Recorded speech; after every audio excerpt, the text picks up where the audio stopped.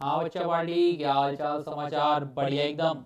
तो आज की क्लास में हम लोग बात करने जा रहे हैं डिफ्रैक्शन ऑफ लाइट। ठीक है, डिफ्रैक्शन ऑफ लाइट जो है ये तुम्हारा लास्ट टॉपिक है वेव ऑप्टिक्स का, और इसके बाद वेव ऑप्टिक्स कंप्लीट हो जाएगी। वेव ऑप्टिक्स में 3 पार्ट में हमने खत्म कराया है। पहला था हाइगेंस, फिर उसके बाद इंटरफेरेंस, और थर्ड आ रहा है डिफ्रैक्शन।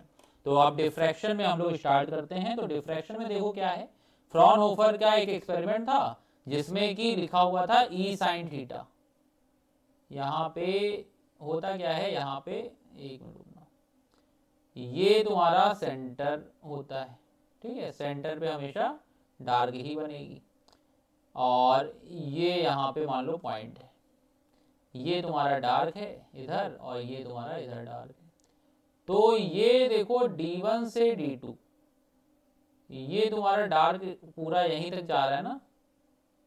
तो ये जो ये पूरा जो एरिया विड्थ होगी, ऐसे समझो इसको, ये जो विड्थ होगी ये हमारी विड्थ कहलाती है किसकी? सेंट्रल मैक्सिमा की। और ये जो पूरा एंगल होता है ये हमारा कहलाता है, इसको थीटा थीटा करके दिखाते हैं। तो पूरा एंगल कितना हो गया? 2 थीटा हो गया। तो 2 थीटा जो होता है ये कहलाती है हमारी एंगुलर सेंट्रल विड्थ कहलाती है। ठीक है, ये हो गई एंगुलर सेंट्रल विड्थ हो गई। अब यहाँ पे जब हम करते हैं तो ये फॉर्मूला आता है e sine theta equal to lambda central width के लिए। तो साइन थीटा की वैल्यू हो जाती है लैम्डा बाई ई। ई होता है distance between slit, distance between slits जो होता है वो हमारा ई हो जाता है। तो साइन थीटा की वैल्यू आ जाएगी लैम्डा अपॉन ई आ जाएगी। यहाँ से हम थीटा कैलकुलेट कर लेंगे तो थीटा की वैल्यू आ जाएगी साइन इनवर्स लैम्डा अपॉन ई, और ये हो जाएगा 2 थीटा। तो ये हो जाएगा 2 साइन इनवर्स लैम्डा बाई ई आ जाएगा।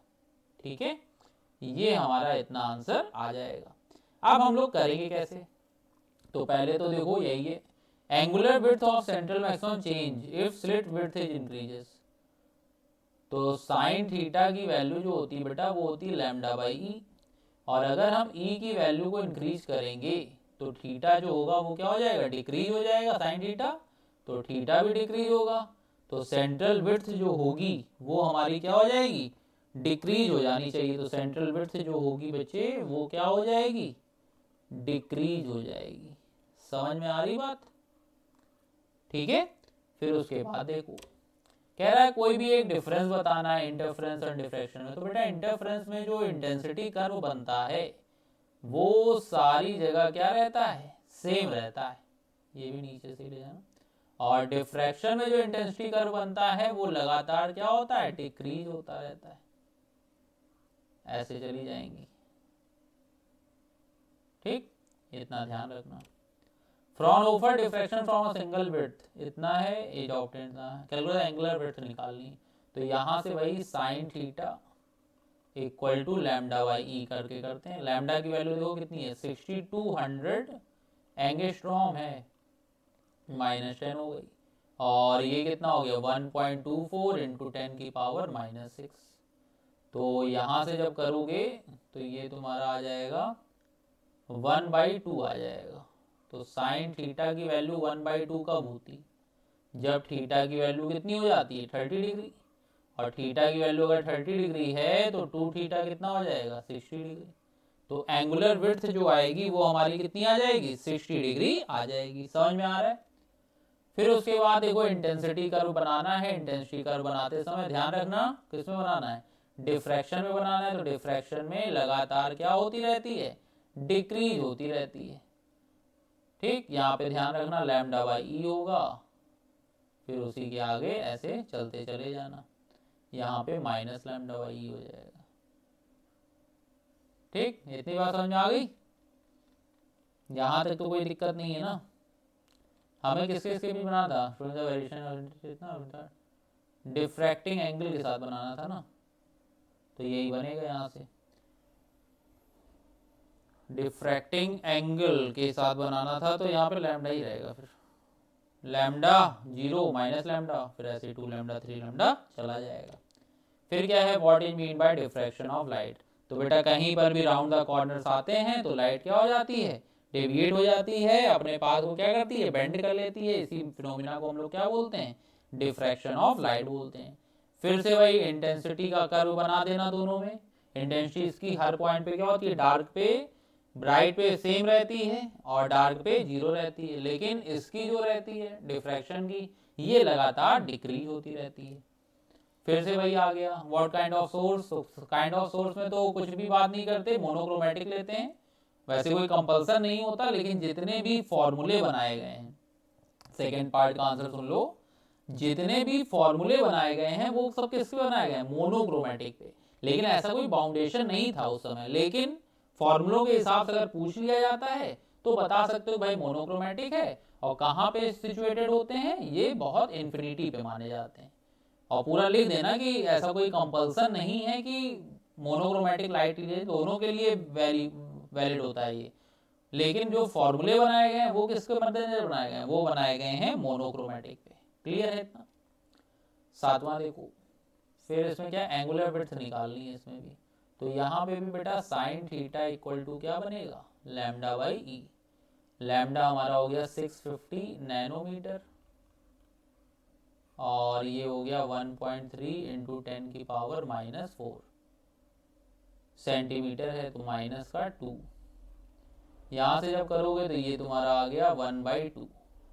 तो फिर से थीटा की वैल्यू कितनी हो गई, 30 डिग्री। और थीटा अगर 30 डिग्री हो गया है तो 2 थीटा हमारा कितना हो जाएगा, 60 डिग्री आ जाएगा। कह रहा ग्राफिकली फिर से, तो वही चीज़ फिर से बनानी पड़ेगी, इतना ध्यान रखना तुम। फिर उसके बाद what will be the effect on the width of the central maximum. तो ठीक है, यहाँ से sine theta equal to lambda by e होता है। तो अगर हम वेवलेंथ छोटी लेंगे, ठीक है, अगर वेवलेंथ स्मॉल लेंगे तो थीटा भी स्मॉल हो जाएगा। तो उस समय जो ब्राइट फ्रिंज होगी वो क्या बनेगी, छोटी बनेगी। और अगर हम ई को छोटा कर देंगे तो थीटा की वैल्यू क्या हो जाएगी, लार्ज हो जाएगी। तो इस समय जो स्लिट वो इमेज बनेगी सेंट्रल विड्थ वो लार्ज होनी चाहिए। सेंट्रल विड्थ सी डब्ल्यू जो होगी वो इंक्रीज कर जाएगी और पहले वाले में डिक्रीज कर जाएगी। इसमें तो कोई दिक्कत नहीं है ना, ये चीज़ समझ में आ गई। अब इसके बाद देखो फिर से वही इंटेंसिटी कर्व। तो बेटा जो जो चीज़ें इंपॉर्टेंट है वो देख लो, 3-4 बार आ चुकी हैं। अब यहाँ पे देखो कैलकुलेट द एंगुलर विड्थ। तो इसमें जो न्यूमेरिकल बनेंगे बेटा वो एंगुलर विड्थ पे ही बनेंगे। और साइन थीटा का फॉर्मूला याद होना चाहिए। साइन थीटा की वैल्यू क्या होती है, लैम्डा बाई ई। तो न्यूमेरिकल करते समय ये अब तुम्हें कॉन्फिडेंस आ रहा है ना कि बहुत टफ नहीं आने वाले न्यूमेरिकल इन सब चैप्टर से। यही कॉन्फिडेंस ही तो दिलाना है पीवाईक्यू में, और क्या कर रहे हैं हम लोग। तो यहाँ से ये भी 1/2 ही आ जाएगी। तो जब साइन थीटा की वैल्यू 1/2 आ गई तो थीटा की वैल्यू कितनी हो गई, 30 डिग्री। हमें ये चाहिए था तो 2 थीटा कितना हो गया, 60 डिग्री। बात समझ में आ रही है। 60 डिग्री को हमने क्या लिख दिया, π/3 लिख दिया। तो यहाँ से एंगुलर सेंट्रल विड्थ आ गई। कह रहा how will it's value change अगर हम रिपीटेड करें monochromatic light of greater wavelength. तो ग्रेटर वेवलेंथ अगर करेंगे तो लैम्डा की वैल्यू ज़्यादा होगी। लैम्डा ज़्यादा होगा तो साइन थीटा ज़्यादा होगा, और साइन थीटा ज़्यादा होगा तो सेंट्रल विड्थ हमारी क्या हो जाएगी, इंक्रीज कर जाएगी। बात समझ में आ गई। तो ये चीज़ यहाँ से आ जाएगी। फिर क्या है, in a single slit diffraction pattern how does the angular width. तो यहाँ पे भी वही है यार, साइन थीटा की वैल्यू जो है वो कितनी है, लैम्डा बाई ई है। तो अब देखो यहाँ पे साइन थीटा की वैल्यू कितनी आई, लैम्डा बाई ई आ गई। कह रहा है स्क्रीन इज मूव। तो भैया स्क्रीन का बताओ कोई यूज हो रहा है, स्क्रीन का तो कोई यूज है नहीं। तो इस केस में, पहले वाले केस में वो क्या रहेगा, सेम रहेगा, है ना। जो भी वैल्यू थी पहले वो सेम रहेगी, या अगर उसमें करना है तो कहोगे रिमेन अनचेंज्ड। फिर कह रहा है विड्थ को बढ़ा दें। अगर हम विड्थ को बढ़ाएंगे सेकेंड पार्ट में तो बताओ साइन थीटा की वैल्यू क्या होगी, कम होगी, और सी डब्ल्यू भी हमारा क्या हो जाएगा, कम हो जाएगा। Light of larger wavelength, third part में लार्जर वेवलेंथ यूज कर रहे हैं तो साइन थीटा हमारा क्या हो जाएगा, बढ़ जाएगा, तो सी डब्ल्यू भी इंक्रीज हो जाएगा। बात समझ में आ रही है? रीजनिंग के साथ करोगे जल्दी समझ में आ जाएगा। वीडियो देखते हुए कर रहे हो, हर एक क्वेश्चन समझ में आ रहा होगा। जिस भी क्वेश्चन में ना आ रहा हो कमेंट में फील फ्री होकर के बता दिया करो, क्योंकि हमें भी नहीं पता, हम आपको डायरेक्ट जानते नहीं, आप बस हमारी शक्ल देखे हो, हम तो आपकी शक्ल भी नहीं देखे हुए। तो इस वजह से बता दिया करो कमेंट में, शर्माया मत करो। फिर क्या है, ड्रॉ लेबल, फिर से वही इंटेंसिटी का ग्राफ बनाना है। इन यंग डबल, फिर से वही इंटेंसिटी का ग्राफ बनाना है। एंगुलर विड्थ कैसे चेंज होगी अगर स्लिट सेपरेशन को बढ़ा दें, तो साइन थीटा की वैल्यू क्या होती है, लैम्डा बाई ई। तो इतनी देर से हम लोग यही कर रहे हैं कि ई की वैल्यू बढ़ाएंगे तो साइन थीटा कम हो जाएगा, तो सी डब्ल्यू भी कम हो जाएगा। ठीक है। हाँ, तो अब ये जो है 15 क्वेश्चन करते हैं हम लोग। तो 15 क्वेश्चन में देखो क्या कह रहा है, कि कह रहा है determine the angular separation between the central maxima and the first order maxima. First order maxima है, ये ध्यान देना। यहाँ पे ये हो गया सेंट्रल, फिर इसके बाद डार्क होगा और फिर आएगा फर्स्ट ऑर्डर। ठीक है। तो यहाँ पे हमें ये वाली सेपरेशन चाहिए।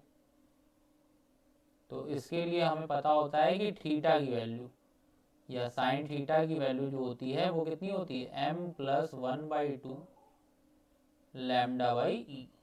ठीक है। और साइन थीटा अगर छोटे एंगल के लिए रहो तो थीटा ही हो जाएगा। m की वैल्यू 1 प्लस 1/2, लैम्डा की वैल्यू कितनी है 5890 एंगस्ट्रॉम है, और ई की वैल्यू कितनी है 0.25 mm है, तो 10 की पावर -3 हो जाएगा। तो बेटा ये 1 प्लस 1/2 कितना हो गया 3/2। यहाँ से ये वैल्यू आ जाएगी 5890 इंटू 10 की पावर -10 अपॉन में 0.25 इंटू 10 की पावर -3। अब यहाँ से हम लोग सॉल्व कर सकते हैं इसको। तो ये देखो 10 की पावर -3 ऊपर गया, 2 यहाँ से मिल जाएंगे, तो -5 ऊपर बचा। ठीक है। और ये बचा 3/2 मतलब 50 हो गया, और 300 3 9 जा 27, 2 3 8 जा 24 और 2 26, 2 3 5 जा 15 और 2 17। एक जीरो से एक जीरो काट दो, तो यहाँ से आया 5 3 जा 15, 2 6 5 5 जा इतना, 5 3 जा इतना, तो 353 इंटू 10 की पावर -5 रेडियन आ जाएगा। बात समझ में आ रही है? इसमें ये ध्यान देना यहाँ पे, क्योंकि ये फर्स्ट ऑर्डर मैक्सिमा है। अगर ये फर्स्ट ऑर्डर मिनिमा होता तब तुम लोग साइन थीटा जो अभी तक लगाते आ रहे थे वही लगेगा, लेकिन यहाँ पे जो होगा ये अलग हो जाएगा बेटा। ठीक है। फिर देखो लाइट ऑफ वेवलेंथ इतना falls normally on a slit of width इतना फ्रॉम ओवर डिफ्रैक्शन इतना, calculate the angular position of the first minima and the angular width. तो देखो वहां पे वही सेंट्रल ये ऑफ फर्स्ट मिनिमा की बात हो रही है। तो साइन थीटा की वैल्यू क्या होती है, लैम्डा बाई ई होती है। तो यहां से जब हम साइन थीटा कैलकुलेट करेंगे तो साइन थीटा की वैल्यू आ जाएगी कितनी, लैम्डा 600 नैनोमीटर, और ये कितनी है 1.2 माइक्रोमीटर है। तो यहां से 1/2 आ जाएगी साइन थीटा की वैल्यू। ठीक है। और साइन थीटा की वैल्यू 1/2 होती है, तो थीटा की वैल्यू कितनी होती है 30 डिग्री होती है। तो हमें ये पूरा पार्ट समझ में आया। आप बताओ वेव ऑप्टिक्स में A to Z सब कुछ समझ में आ गया ना मेरे बच्चे? कहीं पर कोई भी दिक्कत नहीं। कम से कम समय में अगर ज्यादा से ज्यादा कॉन्फिडेंस चाहिए तो बेटा PYQ टॉपिक वाइज लगा लो, वही सबसे अच्छा तरीका है। डेरिवेशन अलग करते जाओ और जितने भी थ्योरी वाले हैं वो अलग कर लो। ठीक है। तो अगर ये सब चीजें समझ में आ गई हो तो वीडियो को लाइक कर देना, और तब तक के लिए goodbye, take care of you, bye bye.